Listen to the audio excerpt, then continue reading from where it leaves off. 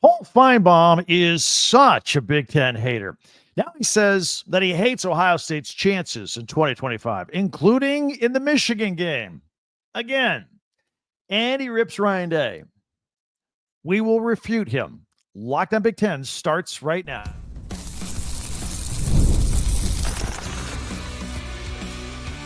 You are Locked On Big Ten, your daily podcast on the Big Ten Conference. Part of the Locked On Podcast Network, your team every day. Welcome to Locked On Big Ten. I'm Craig Sheeman, 40 years as a sports talk show host and play-by-play announcer, and I want to thank you for making us your first listen each and every day. We are free and available wherever you get your podcasts and on YouTube. Part of the Locked On Podcast Network, your team every day. Hey, hit that free subscribe button down below. That way you'll never miss a single episode, and you'll help us push to 20,000 subscribers by the start of football season. Share, like, and follow so you don't miss a single episode. Today's episode is brought to you by Game Time. Download the Game Time app, create an account, use the code LOCKEDONCollege for $20 off your first purchase. Paul Finebaum of ESPN is taking shots at Ohio State and Ryan Day again. When will he learn? Recruiting is in full swing, and we have our power rankings. It's what we do in the middle of the week, so let's get to it. It was well documented, has been well documented that ESPN's Paul Finebaum, he's a Big Ten hater, and he's an SEC apologist. That's his gig. I get it, but sometimes he goes too far. Look, we took a great pleasure when we watched him have to admit back in January on a national in front of a national television audience on ESPN's Get Up in January that Big Ten is the king of college football. That was when Ohio State made the Big Ten back-to-back national champions along with Michigan the year before. That must have been very hard for him, don't you think? But an offseason has blurred his memory all of a sudden because he's taking shots again. And it seems like his opinion keeps circling back to anti-Buckeye stuff and the repeated losses to Michigan every year since 2021, and the fact that the Wolverines won all those games by an average of 11.5 points, all of a sudden Ohio State's no good anymore.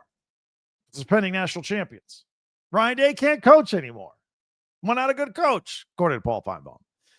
Instead of gearing up for a new season where the Buckeyes should be basking in the glory of defending their national championship, however, they are still talking about Michigan, and this is where people like Finebaum get their ammunition. Got an example? We talked about it on a podcast a couple days ago. All-world wide receiver and preseason Heisman favorite Jeremiah Smith of Ohio State gave an impassioned promise to never lose to Michigan again while he is at Ohio State, which will probably be 2 more years and then he's gone to the NFL. He talked about how much he hates that team, which is amazing because he's only played them once. He learned quickly. He's a quick study. Just a rising sophomore now, but he gets it. He gets it. But it was that comment that Finebaum jumped on recently and used it to take a shot at Ryan Day and the Buckeyes. He said he was glad to see someone over there, Jeremiah Smith at Ohio State, somebody in the lineup, maybe do something more than just mouthing words because Jeremiah sounds serious. He went on to say, look, Ryan Day, he promises that every year after he loses to Michigan and loses them again, continues again and again. Now, he tempered his comments by saying that he's not calling for Ryan Day to be fired or anything like that. But Ryan Day does have to deal with this Michigan issue at some point, according to Paul Finebaum. Now, while factually speaking, everything he said is all true. But using Smith's comments to fire off on Day, I thought were a little unfair. I mean, how is Smith promising to never lose to Michigan again? How's that any different than when Ryan Day said it? Other than the fact that Ryan Day has said it out of frustration year after year after year. Jeremiah Smith has only lost to Michigan once. But Finebaum had a little more vile for the Buckeyes. He said, quote, I don't like Ohio State. He went on to say that they will lose the season opener to Texas and they will struggle to make the playoffs, let alone defend their national championship. Now, a rational step back to analyze this whole Buckeye situation and their upcoming season will reveal some legitimate challenges coming up. I mean, seasoned quarterback Will Howard operated everything very efficiently on offense. He's gone. So are offensive weapons, Quinshon Judkins and Travion Henderson and Emeka Egbuka. They're all gone. Defensively, JTT is out. Jack Sawyer, they're gone. There's a lot of NFL talent that walked out the door when they all got drafted. In fact, you might want to look closer at the defensive side of the ball because that's where 8 starters are gone. And Jim Knowles, their all-world defensive coordinator, is gone. He's now at a rival Penn State, at Big Ten rival Penn State. Former NFL coach Matt Patricia now has that job with a lot of pressure on his shoulders. And despite the losses of talent, Patricia may still have the best defensive player in the country in Caleb Downs at safety. And they've replenished the talent with more future NFL talent. I wouldn't worry too much about all the losses there on defense. But it'll be something we watch and we monitor at the beginning of the season. Here's what we think. We think the entire 12-game schedule is going to come down to 3 games. All right, the season opener versus Texas, which is probably going to be a matchup of a top 2, number 1 versus number 2. We've got the November 1st game against Penn State at home, right? By the way, we did a podcast where we did win totals a couple days ago. We predicted an Ohio State win there. And then at the end of the season, obviously, the Michigan game at Michigan. Now, you lose all 3 of those games and you go 9-3, Finebaum his comments will be correct. A 9-3 Buckeye season would probably fail to get them into the playoffs. But if they win just one of those 3 games, and we've discussed this group of 3 games at length in previous podcasts here on Locked On Big Ten, they're in the postseason. If they win just one of those 3 games, they're in because they're probably, sitting here when you look at that, then they're 10-2. Okay, just like last year. I mean, they lost 2 big games to Oregon and they lost to Michigan, and they still got out of the playoffs and just pounded everybody. So the Buckeyes proved that you don't have to be at the top record of the Big Ten to go ahead and make a run for national championship. A loss at Texas specifically would do the least amount of harm as you look at their whole schedule because it's a non-conference game. And again, I just said it'll probably be number 1 versus number 2. So what are they going to do? Fall to number 3? Certainly whoever loses that game will not fall out of the top 5. Probably not the top 3, actually. A loss to Michigan? That would be pretty damaging psychologically for the program. But you could always find a bright spot. I mean, even Jeremiah Smith said that loss to Michigan was what kind of woke them up and spurred them onto their amazing postseason run. I would agree with that. So maybe this whole thing boils down to the Penn State game. And let's face it, the Buckeyes, they've owned the Nittany Lions. Now, they're in Penn State's head the way that Michigan is in Ohio State's head right now. So the big X factor to all this might be Jim Knowles. How his big jump from Ohio State to Penn State, it all could come down to this game. Is he worth the $3 million that Penn State paid him to lure him from Ohio State? Will he have some insight that can help them get an extra scoring drive or stop a scoring drive or whatever the case may be? It's all going to come down to that game. And that's the reason Penn State threw $3 million a year at him. They needed something. Penn State's been great for a long time, but they've not been elite. They can't get over that hump. They can't get over Ohio State. They have to this year. No matter what happens this season, Paul Finebaum's comments burying Ohio State, they seem a little premature at this point. Wanted to mention it here for a little July preseason fodder. We'll remember it. We'll bring it back from time to time. That's what we do. I want to hear from Big Ten and Ohio State fans and enemies, whatever you want to call yourselves. I would love to hear from you in the comment section on YouTube about these comments from Finebaum and whether Ohio State can be Ohio State this year, or are they going to drop down? Are they deserving of the lack of respect that Paul Finebaum has given them? We'll hear from you guys. You guys will settle the score. Hit us up with the comments. Be sure to hit that free subscribe button every single day. Help us. We're always getting a few more every day. About 1,000 a month. We're making a push to 20,000 for the start of the football season. We're very excited about that. So hit that. That way you'll never miss a single episode. We also ask you to share, follow, and like Locked On Big Ten. And also, don't forget, you can check out our website, talkbig10.com as well. We have all of our podcasts there. And also, we have links where you can get some merchandise there as well from your favorite Big Ten school. Get your school spirit ready for the upcoming season from any team. Buckeye fans, get some shirts, t-shirts, and hats, all that right there at talkbig10.com with all of our podcasts. Recruiting never takes a summer vacation or a holiday. We have the latest there around the Big Ten. And as you know, in the middle of the week, we do our power rankings. And today we're going to look at offensive lines in the Big Ten. Why not? It's an important part. 3 yards in a cloud of dust. We're not that anymore, but everybody's got to have a good offensive line in the Big Ten. Better than most in all of college football. We'll take a look at those coming up in a little bit right here on Locked On Big Ten. Game time gets you to the games you want to go. You ever decide at the last minute you want to head to a ball game with your friends or your family? Maybe it's game day, and all of a sudden you decide right now, spontaneity, want to go. That's exactly where Game Time comes in. It is the easiest way to grab last-minute tickets without stress. The money you save on tickets, you can then splurge on the food at the stadium and the drinks and the parking and all that. Game Time makes that possible. Game Time makes buying tickets fast and simple. Prices on the app actually drop the closer you get to first pitch. And they've got incredible last-minute deals, clear seat views. You can see the view on your phone from the seat of the ticket you're about to buy before you buy it. They got their lowest price guarantee. Takes the worrying out of buying. Their last-minute tickets and zone deals, big savings. Like 10% off exclusive zone deals for FIFA Club World Cup matchups.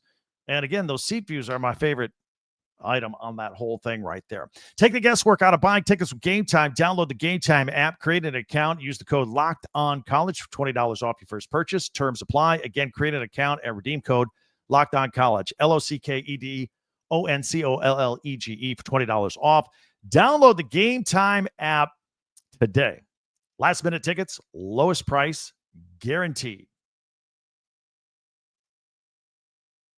I want to thank everybody for checking us out here on Locked On Big Ten and making us your first listen each and every day, especially you everydayers out there. Thank you very much. Meanwhile, be sure to hit that subscribe button down below and share, follow, and like Locked On Big Ten, your team every day. And check out our website, talkbig10.com. All right, let's get caught up on the recruiting trail. Coming off the holiday, we're now in the middle of the week, and like I said earlier, recruiting never goes on a summer vacation. These coaches keep grinding it, keep getting the recruits, the commits, all that is out there. So, Penn State, they landed a commit from a 6'6", 270-pound Marlon Bright lineman. He is a 4-star. And, last year, the Nittany Lions sent 3 draft picks from the offensive line to the NFL, and Olu Fashanu and Caden Wallace and Hunter Norzard. And now Marlon Bright committing to the Penn State Nittany Lions. So that's pretty good. They have a pretty good reputation. Get those guys in the trenches on both sides of the ball from Penn State. You're getting a pretty good player. Michigan, bad news over the weekend, suffered the loss of 5-star receiver Calvin Russell, who we had been talking about quite a bit here on this podcast because it looked like they were going to get him, and then Syracuse got him, which I was surprised by. I'm like, well, Syracuse. Why would you go to Syracuse instead of Michigan? But the 6'5" receiver had plenty of suitors. Michigan, they've had their attention on him for a long time. This feels like a money move, right? Although I find it hard to believe that maybe Syracuse outspent Michigan on this with a little revenue sharing or NIL, but that's what it feels like to me. So, look, it's not the end of the world. They've gotten recent commits from a couple of 4-stars and wide receiver Zion Robinson. We've talked about Travis Johnson committed over the weekend as well. In fact, on the 4th of July. Don't forget, they got a nice receiving big tight end and Matt Ludwig coming as well. So I think they're going to be okay regarding that. In fact, they're going to be more than okay. There's some good news with Michigan class of 2026 as well. On the defensive side of the ball, 4-star corner Dorian Barney from Carrollton, Georgia. He's coming. Penn State was after him hard. Michigan gets him. Ole Miss and Texas A&M were looking at him as well. And he's versatile. He may shift. He may shift to safety. By the way, Michigan, of all the things they have in the class of 2026, they don't have an official commit from a true safety. So maybe this guy will move to safety. Maybe nickel, maybe the best spot for him. The same could be said for recent commit Andre Clark from Richmond, Virginia. He could play corner or safety as well. Back to Barney, though. He is the 11th top 100 commit for the class of 2026. As I said, Michigan is going to be fine. And he also said he's not losing to Ohio State. Jeremiah Smith says he's never losing to Michigan, and now Barney says he's never losing to Ohio State. These kids figured this out early. And by the way, his commit was good news for Michigan because they did lose 4-star corner Brady Jennings. He flipped to Miami over the weekend as well. Still the one I'm waiting for that I'm most curious about, and I think a lot of Michigan fans are really curious about, is the 5-star running back SAVION HIDER out of Virginia. It appears that it's now down to Michigan and Tennessee. Ohio State was in the mix. That seems to be fading. This looks like this one's going to come down to straight cash. This kid's going to get over $1 million a year to play running back somewhere. So we'll keep an eye on that one. I'm very interested in that one. That'll really put the Michigan class over the top. Curt Cignetti and the Indiana Hoosiers. They keep rising in the rankings as well as far as recruiting. Now, they're just currently outside the top 25. I've seen some rankings, had them at 26 nationally. That's pretty good. It's also interesting because Curt Cignetti came in there and his incredible success was due to his eye for talent in the transfer portal, right? He got some experienced kids in from some mid-level schools who were good enough to play at that next level, and they went off and won 11 games last year. If he gets recruiting nailed down from the high school kids coming in, look out for Indiana to be a perennial factor in the Big Ten. But their ranking I just talked about getting up to 26. It was bolstered. They got their 4th 4-star. Indiana was a bunch of 3 stars and developmental players at best, and now under Cignetti, they got 4 separate 4-star recruits. Edge rusher Ronell Johnson just committed to the Indiana Hoosiers. He's a Missouri native. He was looking at Missouri, not staying at home. He's looking at K-State and Arkansas, coming to Indiana. Michigan got an edge rusher, and Chris Addison as well. He's a 3-star. He is the 22nd commit for Jonathan Smith's class of 2026. Their first commit from July. I think they got like 17 commits in June. Just started. A lot of them 3 stars. Pretty good class. And now they're starting in July. And meanwhile, you may have heard about 5-star offensive tackle Felix Ojo. We've mentioned him here on the podcast before because a lot of Big Ten teams were interested in him. But he committed to Texas Tech over the holiday weekend. Michigan and Ohio State, also Florida and Texas. Some pretty big-name schools were in the mix. And now we know the price tag for that. Tech, it's no secret. Tech is like raising more money than anybody. They got oil money pumping in, and the name, image, and likeness collective, revenue share. I think they got like $55 million ready to go into their athletic department. And they've been bankrolling all this stuff. So their 6'7" lineman, Ojo, gets a 3-year, $5.1 million revenue share contract. So that's what it took to get him. It makes you wonder, did Michigan and Ohio State not offer that? Did they want to spend their money elsewhere? These are the things we now look at. It's almost like NFL free agency, isn't it? And a quick peek and a look ahead to the class of 2027. Ohio State. They just offered 4-star defensive tackle Braden Parks a scholarship. He's already 6'3", 305 pounds. He's from Chicago. And he's so athletic that his high school coach says he could easily play running back. Can you imagine tackling a 6'3", 305-pound guy at running back? He's got the kind of speed, quick twitch, they say, quick motor, all that kind of stuff. And by the way, Ohio State's not the only one to offer. Oregon got on him back in May. They're interested. And they're not the only ones who have offered from the Big Ten. Michigan, Michigan State, Indiana, Iowa, all of it right there. All of them have offered the kid. And who knows? Maybe we'll see him run the ball a time or two, getting off the line of scrimmage. So anyway, that's the latest on recruiting. If you're new to our podcast, we do features at the end of our podcast each and every day. Weekends, we come off with our top 10 Big Ten observations. Tuesday tweets. Wednesdays, we like to power rank stuff. Today, we're going to take a look at the Big Ten, all 18, going to rank all 18 offensive lines. Look, offensive line, it's a big deal in the Big Ten. We're known for ground and pound, and I don't like the old phrase 3 yards in a cloud of dust, but we play in the trenches in the Big Ten. So we're going to rank the offensive lines. That's coming up next, right here on Locked On Big Ten.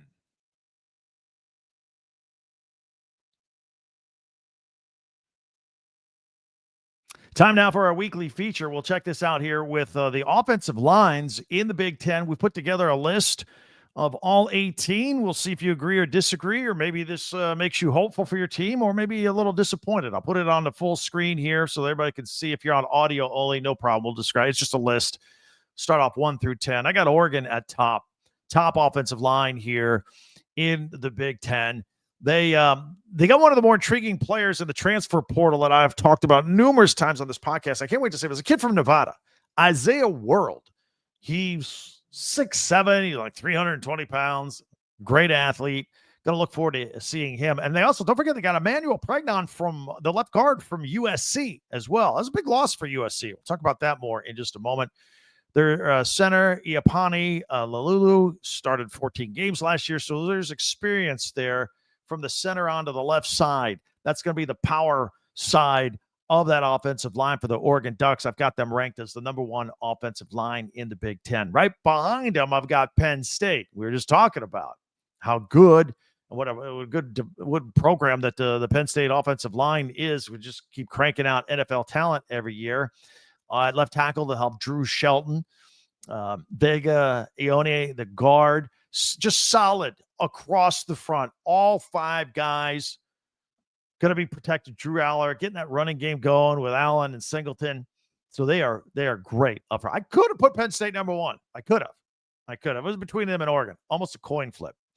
At number 3, I got the Iowa Hawkeyes. They're always good up front, always with a good NFL-ready tight end. Their center, Logan Jones, going to be probably the first center taken in the NFL draft.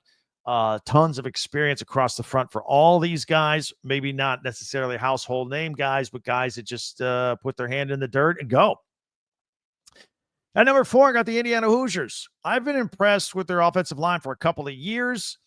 They lost some people this year, but I think one of my biggest surprises of the offseason in the transfer portal was center Pat Coogan. After being at Notre Dame for 4 years and coming off the national championship game, he announced that he was transferring to Indiana, and he is there. He will anchor that offensive line for Curt Cignetti. Got 26 games as a starter under his belt, and across the board, all 5 starters have at least 3 full years of experience starting on the offensive line for Indiana. So that got a huge, strong, powerful offensive line at Indiana. So look for them to, I think, be really strong there. Right after them, at number 5, I've got Illinois. They have their entire offensive line back, and they're going to be protecting Luke Altmaier. This is the offensive line of a team that went 10-3 last year.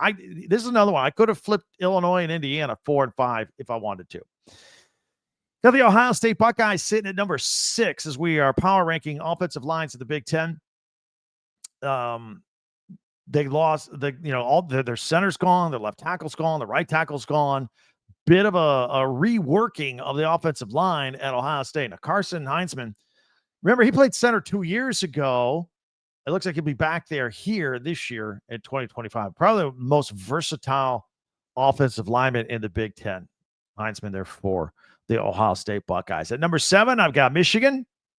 You got tackle Evan Link, guard Giovanni El-Hadi, and center Greg Crippen, who had 30. All those 3 had 32 starts last year. Now, the right side needs a little bit of work, but it's Michigan. Next man up. I don't expect them to have too much fall off on the offensive line.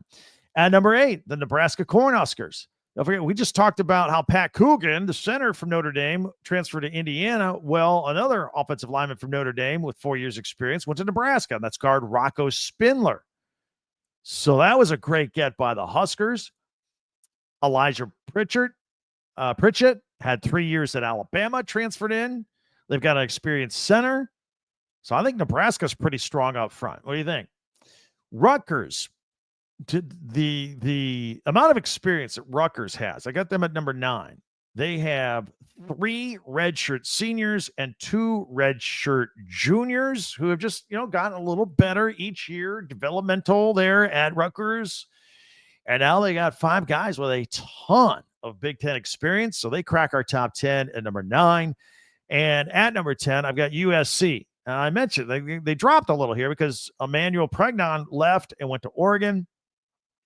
They got a couple of transfers to try and patch things up. A guy from Purdue and another one from Syracuse, but they don't have the most experience. So this is another area we're going to keep an eye on this year, the USC offensive line. All right, so that's our top 10 as we rank our offensive lines here in the Big Ten. Let's look at the best of the rest.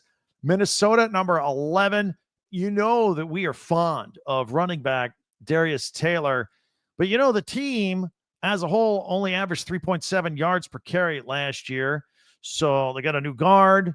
They got a couple of tackles that are new that should help boost production a little bit. You got to be able to take advantage of a guy like Darius Taylor with a better offensive line. Wisconsin, I put him at number 12. Joe Huber gone. Davis Heinzen from Central Michigan comes in with 36 straight starts. They already have some good size. I've always liked the size of Wisconsin's front line. So, I mean, maybe I could rank them a little higher than 12. At 13, same thing, same story. I probably could go a little higher there, but somebody's got to take up these spaces. Washington, always good up front with the offensive line, but they did allow 3 sacks per game last year. They do have Jonah Coleman with a great running game that could help them out and vice versa. But if they get a little better at offensive line, Coleman could have another big year. And they got a more mobile quarterback this year for sure, Damon Williams Jr., so maybe they won't be taking as many sacks this year. At 14, Michigan State. You know, they've got 3 new guys in the transfer portal. They're all relative unknowns, trying to help out Aiden Childs back there. They might need a little work. Same thing with Northwestern. Again, 3 new transfers in with not a lot of big names, but they're trying to revamp it. I don't know what they have yet. I don't know if it's that much. I've got UCLA at number 16. You know, they were last in the conference last year, 3rd worst in the country at just 86.6 yards per game rushing and only 3.1 yards per carry. And they gave up 3 sacks per game. So they got to transfer a kid from Kentucky, another one from Florida State. They're guys that come from big programs, but not with a lot of experience. We'll see how they are. Plus, I do think this, Nico Iamaleava, a little more mobility at quarterback. That might help cut down on the sacks and help mix things up a little bit. Now, I will also make another footnote that UCLA has recruited very well at offensive line. But those 2025, 2026 kids, they won't see the field for a year or two. But they have been recruiting well to help out with the offensive line. Maryland, number 17.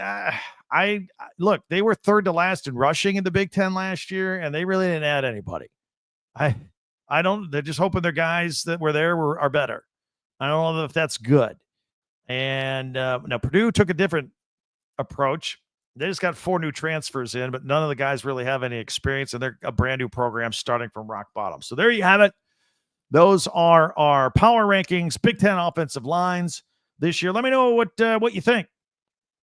Did we get it right? I think we got it right. I feel pretty good about this one. So you can let me know what you think on all that. All right, we do power rankings every Wednesday here on the podcast. In the meantime, let me know what you think about that. Let me know what you think about Paul Finebaum's comments about Ohio State.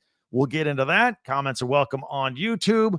And there are many ways for you to interact with this podcast. Don't forget on Twitter or X at TalkBig10. Also our website, talkbig10.com.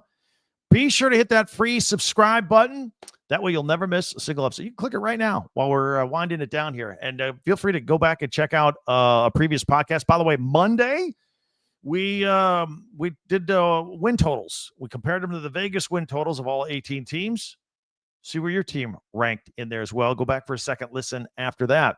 Also, if you want to take a second listen at our friend Brian Smith and the Portal Show, that's available, part of the Locked On family on YouTube, wherever you listen to your podcast. That'll do it for us. Thanks for checking us out. I already can't wait till we meet again tomorrow. I'm Craig Sheeman for Locked On Big Ten.